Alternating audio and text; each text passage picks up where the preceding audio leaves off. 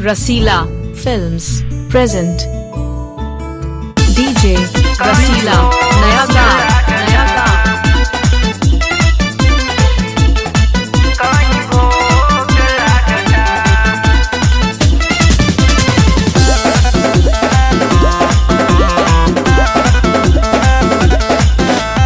नाने उम्र में जो बन के साइज ओवर लगता।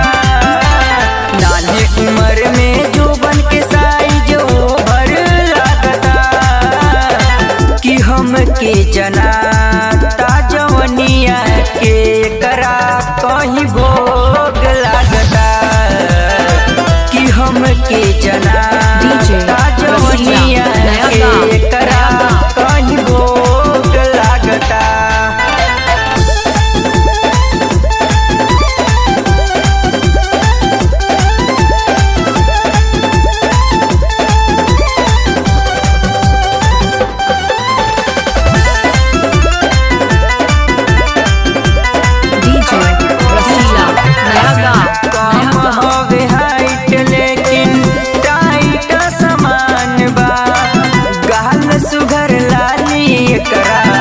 मारत हो जान बा कम हवे हाइट लेकिन टाइट समान बा। गाल सुघर लाली एकरा मारत हो जान बा। पेट से कमर के साइज देखा कितना भागता।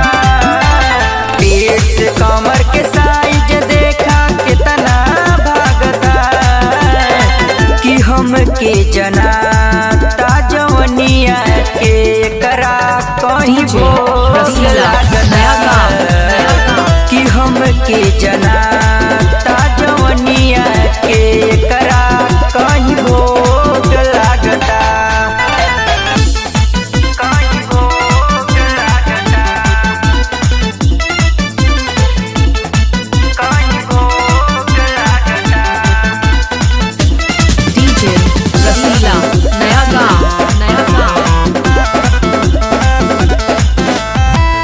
मेकअप लगा के तो बनल बाटे कीट हो।